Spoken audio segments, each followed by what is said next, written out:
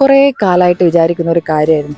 അവധി ദിവസമായതുകൊണ്ട് തന്നെ എന്ത് വന്നാലും ഇന്നത് ചെയ്യണമെന്ന് ഉറപ്പിച്ച് തന്നെ നിന്നു. വേറൊന്നുമല്ല, ടാങ്ക് വൃത്തിയാക്കൽ.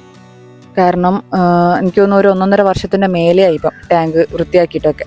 അപ്പം ഇന്ന് എന്തായാലും അത് ചെയ്തേ പറ്റുള്ളൂ എന്ന് മനസ്സിലുറപ്പിച്ചിട്ടുണ്ടായിരുന്നു. അതിനായിട്ട് തന്നെ രാവിലെ തന്നെ ബാക്കി പരിപാടികളൊക്കെ ഒന്ന് സെറ്റാക്കി മോളെ കുളിപ്പിച്ച് ഉറക്കി എണീപ്പിച്ച് അമ്മേൻ്റെ കയ്യിൽ കൊടുത്തു. അങ്ങനെ പരിപാടികളൊക്കെ കഴിച്ചു. വലിയ കാര്യം പോലെ ഞാൻ ഒറ്റക്ക് പൊന്തിക്കും, എന്നെ കൊണ്ട് പറ്റുന്നൊക്കെ പറഞ്ഞ് പൊന്തിക്കാൻ നോക്കിയെങ്കിലും നടക്കുന്ന കാര്യമായിരുന്നില്ല. നല്ല വെയിറ്റ് ഉണ്ടായിരുന്നു അത്യാവശ്യം. അപ്പോൾ ഏട്ടനോട് സഹായിക്കുന്നെല്ലാം പറഞ്ഞ് കാല് പിടിക്കുന്നതായി കാണുന്നത്.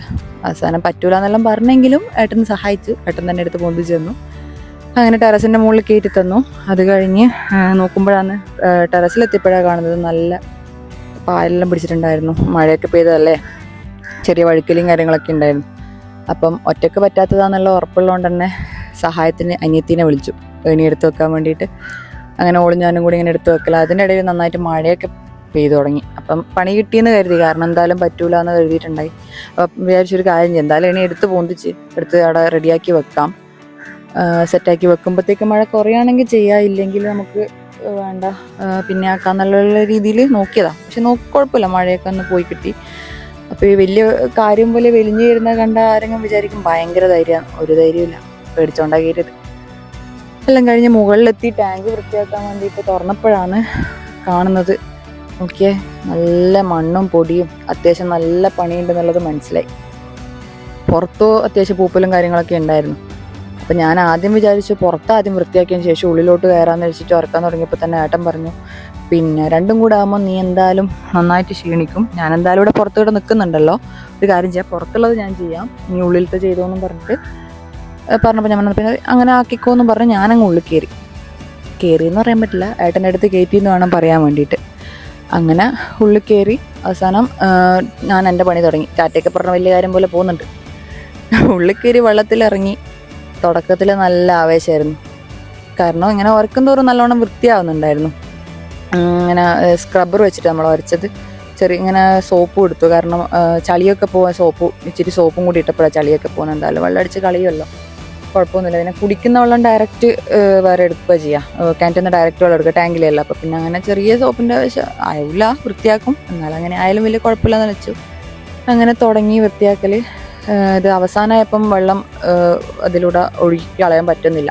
അപ്പം ഞാൻ കരുതി ബക്കറ്റിലാക്കിയിട്ട് ഇങ്ങനെ പൊന്തിച്ച് കളയാമെന്ന് കരുതി. അപ്പോൾ ഏട്ടന് സഹായിക്കുന്നുണ്ട്. ഏട്ടൻ പൊന്തിച്ചു കൊണ്ടുപോയിട്ട് മറിച്ചൊക്കെ ചെയ്തു തരും. പുറത്തന്നെ എടുത്ത് മറിച്ച് തരും. നല്ല പായലിൻ്റെയും ചളീൻ്റെ എല്ലാം കളറാണ് അതിങ്ങനെ വെള്ളത്തിന് കാണുന്നത്. അവസാനം അതെല്ലാം എടുത്ത് വൃത്തിയാക്കുന്നതിൻ്റെ ഇടയിൽ ഞാൻ ഏട്ടൻ നന്നായിട്ട് വിശക്കുന്നുണ്ട്, ദാഹിക്കുകയും ചെയ്യുന്നുണ്ട്. എനിക്കാണെങ്കിൽ ഇടയ്ക്കിടയ്ക്ക് വെള്ളം കുടിച്ചുകൊണ്ടിരിക്കണം, നല്ല ദാഹമുണ്ട്. ഏട്ടൻ പറഞ്ഞു ഇപ്പോൾ പോയിട്ട് എടുത്തോണ്ട് തരാമെന്നൊക്കെ പറഞ്ഞിട്ട് ഞാൻ പറഞ്ഞു എനിക്ക് വിശക്കുന്നുണ്ട് എന്ന് പറഞ്ഞപ്പോൾ ഏട്ടൻ പറഞ്ഞു വിശപ്പെല്ലാം അവിടെ വെച്ചേക്കെന്നെല്ലാം പറഞ്ഞിട്ട് താഴെ പോയി. വെള്ളം ഞാൻ കൊണ്ടുത്തരുള്ളൂ എന്നെല്ലാം പറഞ്ഞിട്ട് താഴെ പോയിട്ടുണ്ടായി. പക്ഷേ അങ്ങനെ എന്താക്കി, ഞാൻ കരുതി കുഴപ്പമില്ല, വെള്ളം കിട്ടുമല്ലോ. ഞാൻ പിന്നെ ആവേശത്തിൽ അടുത്ത റൗണ്ട് എന്നുള്ള രീതിയിൽ പിന്നെയും തുടങ്ങി. പക്ഷേ സ്നേഹനിധിയായ എൻ്റെ ഏട്ടൻ വെള്ളം മാത്രമല്ല എനിക്കൊരു പഴവും കൊണ്ട് തന്നു. നാട്ടുകാർ വല്ലതും കാണുമോ ടാങ്കിലിരുന്ന് പെണ്ണ് പഴം തിന്നുന്നതെന്ന് പറഞ്ഞുകൊണ്ടാണ് പഴം തിന്നുന്നത്. ഞാനിങ്ങനെ തിന്നുകൊണ്ടിരിക്കുമ്പോൾ ഏട്ടൻ നോക്കുന്നുണ്ടല്ലോ, പാവം, ഒരു കഷ്ണം ഒരു കഷ്ണം എടുത്തോന്നും പറഞ്ഞ് നീട്ടിയതാ ഞാൻ. അതിൽ പിന്നെ ബാക്കിയൊന്നും കണ്ടില്ല, മുഴുവൻ എടുത്ത് ഏട്ടൻ തന്നെ കഴിച്ചു. അങ്ങനെ അവസാനം പിന്നെയും ഞാൻ ഉണ്ടാകുന്നത് പണി തുടങ്ങി. അതിൻ്റെ ഇടയിലാണ് മോളെയും കൊണ്ട് അമ്മ മുറ്റത്ത് വന്നത്. മുകളിൽ പിന്നെ പായലൊക്കെ അല്ലേ, അതുകൊണ്ട് വഴുതണ്ടാന്ന് എഴുതിയിട്ട് മുറ്റത്ത് നിന്ന് നോക്കുന്നത്. നമ്മളിങ്ങനെ ഞാനും ഏട്ടനും മാറി മാറി വിളിച്ചോണ്ടിരിക്കല, ആര് നോക്കാൻ. എവിടുന്നോ വിളി വരുന്നുണ്ട്, പക്ഷെ അത് എവിടുന്നോ നോക്ക് മനസ്സിലാകുന്നില്ല, പരക്കെ നോക്കലായിരുന്നു. അവസാനം ഏട്ടൻ പറഞ്ഞു നല്ല വെയിലും കാര്യമില്ലാന്ന്, നല്ല ഇതുണ്ടായിരുന്നു. ഏകദേശം ഒരു 10-12 ആയിട്ടുണ്ടായിരുന്നു. നമ്മളൊരു 11 മണിക്ക് തുടങ്ങിയാണ്, 12 ആ സമയമായിട്ടുണ്ട്. അപ്പോഴത്തേക്ക് നല്ല വെയിലെല്ലായി. ഉള്ളിലേക്ക് നനക്കത്ര വെയിലില്ലെങ്കിലും പുറത്തൊക്കെ ഏട്ടൻ നന്നായിട്ട് വെയിൽ കൊള്ളുന്നുണ്ട്. അപ്പോൾ പെട്ടെന്ന് തന്നെ നോക്കിക്കോന്ന് പറഞ്ഞു. അങ്ങനെ നമ്മൾ പരിപാടികളും നോക്കി. ഇതിപ്പോൾ അവസാന ഘട്ടത്തിലുള്ളത്, ഏറ്റവും ലാസ്റ്റത്തെ വെള്ളം കോരാനും പറ്റില്ല. അപ്പം നമ്മൾ തുണി വെച്ച് ഒപ്പി എടുക്കാമെന്ന് എഴുതി. അതിൻ്റെ ഒപ്പം തന്നെ മണ്ണും പോരുമല്ലോ, അങ്ങനെ ചെയ്യാമെന്നെല്ലാം കരുതി സെറ്റാക്കി. അങ്ങനെ അവസാനം കഴിഞ്ഞിങ്ങനെ ഞാൻ പറഞ്ഞു ഞാനൊരു കാര്യം ചെയ്യാം, ഇവിടുന്ന് ഇങ്ങനെ എടുത്ത് പുറത്ത് എന്നിട്ട് ഒന്നും കൂടെ അപ്പം ഞാനിങ്ങനെ തുള്ളി പുറത്തോട്ട് വന്നെന്നുള്ള രീതിയിൽ കാണിക്കുന്നത്. അപ്പം നന്നായിട്ട് എന്നോട് ചീത്തയെല്ലാം പറഞ്ഞ് വേണേ പുറത്തിറങ്ങിക്കോന്നെല്ലാം പറഞ്ഞു. അവസാനമായിട്ട് എടുത്ത് പുറത്താക്കി. മറ്റേ ഈ വൃത്തിയാക്കിയ രംഗമായി കാണുന്നത്, നല്ല മണ്ണുണ്ടായിരുന്നു. അത്യാവശ്യം എന്നെ കൊണ്ട് പറ്റുന്നതിൻ്റെ പരമാവധി ഞാനത് വൃത്തിയാക്കി ടാങ്കിൽ സെറ്റാക്കി വെള്ളമെല്ലാം ഇങ്ങനെ അടിച്ചുകൊണ്ടിരിക്കലാന്ന്.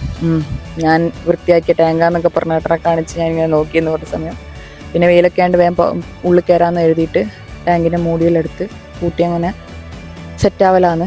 ഇനിയിപ്പോൾ സാധനങ്ങൾ, അതായത് കൊണ്ടുവന്ന ബക്കറ്റും പാട്ടയും തുണിയും സ്ക്രബ്ബറും സോപ്പും എല്ലാം എടുത്ത് അങ്ങനെ ഇന്നത്തെ പണി അവിടെ കഴിഞ്ഞ് കുറേ കാലമായിട്ടുള്ളൊരു പരിപാടിയായിരുന്നു. അതങ്ങനെ ഇന്ന് നമ്മൾ അവസാനിപ്പിച്ചു.